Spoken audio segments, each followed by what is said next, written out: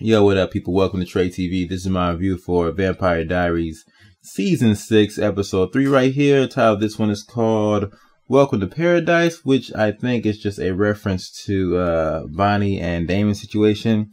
And by the way, I did enjoy the quick banter between those two. It was witty. It was nice. Also between Enzo and Caroline, I actually enjoyed that too. So that was very nice. And that was pretty much what happened the first half of the episode, okay? Because first half, nothing happened plot-wise. Everybody's just trying to treat Elena like she's made out of glass. You know, just don't touch her. Don't say anything to her, okay? She's very delicate, okay?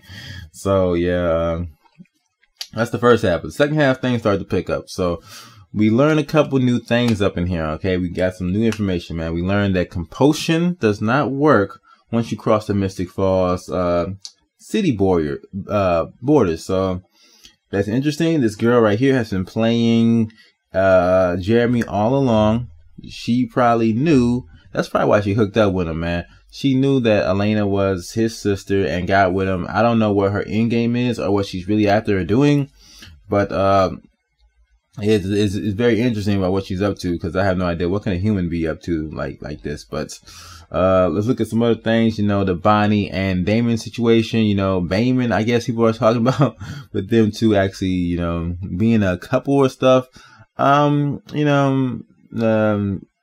I don't like it, man. I feel like it's forced. It's like people telling me there's no way a man and a woman can be in a situation where they are not, like, any kind of relationship where they are not, one of them is secretly not in love with the other, okay?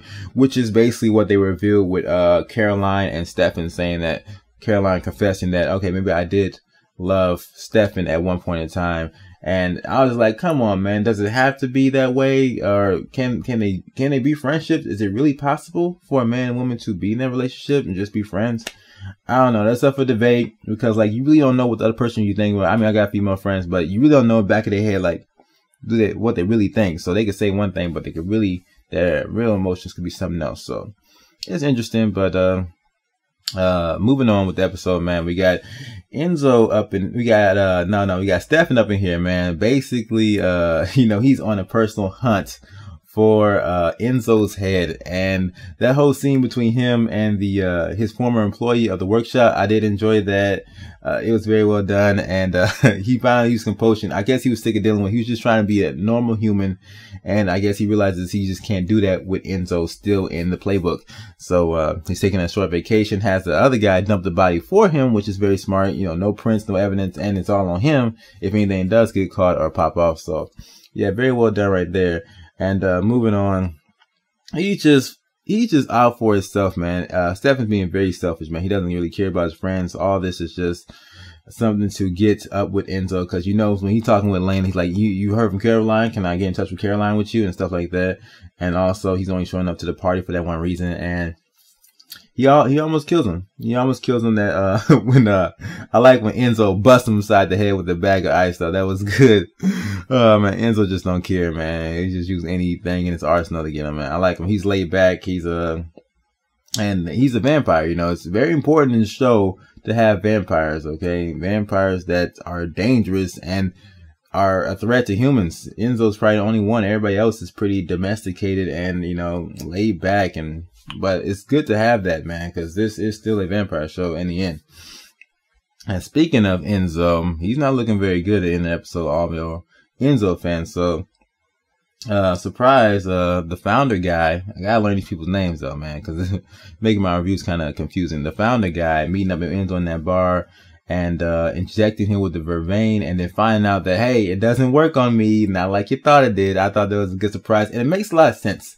Seeing how much he's been tortured, you know, you think he would build up some kind of tolerance for that. It's been years he's been doing that, so that does make sense. It goes in place.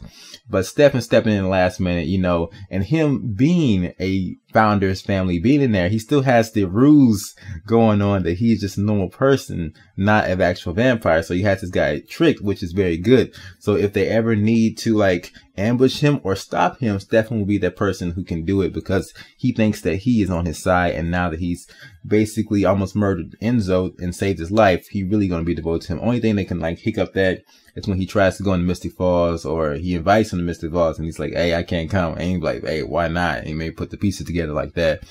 But yeah, Enzo is getting jacked up, and Stefan was the one to do it, really. So what you guys think about that? Do you think Stefan went too far, or you think his reason was justified? I think he was justified, as far as, like, you know, he shouldn't have killed Ivy. That was really jacked up. So I can see where Stefan's coming from, but man, you don't have to forsake all your friends to the side. And that one scene where Stefan was talking to Caroline, and Caroline ends up crying again. If Enzo would have saw that right there, he probably would have went on a personal manhunt for Stefan right there, and forget the bar, he would have went looking for Stefan. So yeah, that's Enzo's real weakness right there, is when he loses it, is when Caroline is crying. All right, so let's look at some other things about the episode real quick, guys. What you guys think about Tyler and Liv? What do you guys think about that situation? I don't really know how I feel about it. It feels tacked on, like it's not really necessary for the show and stuff. So I mean, it's whatever. If they hook up, if they don't, I don't care, man. They look kind of awkward together. Liv and Tyler just like two different social classes. I mean, not social classes, but social groups. Like if you saw him at school, he'd be at one table and she'd be way over here on this other table. So you know, that's what it looks like to me.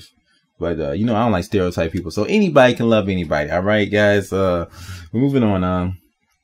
Because that was a fail. What else happened this episode?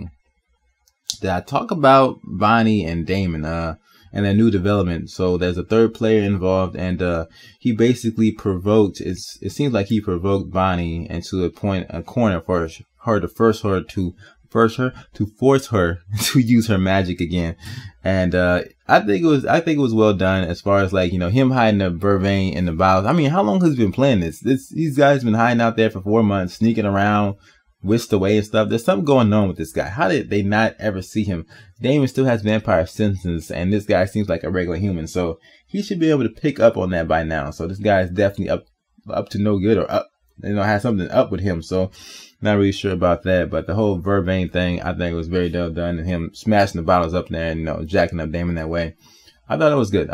And Bonnie getting her witch powers back, I'm pretty sure everybody's happy about that. Okay, and we're gonna see where that takes us next episode.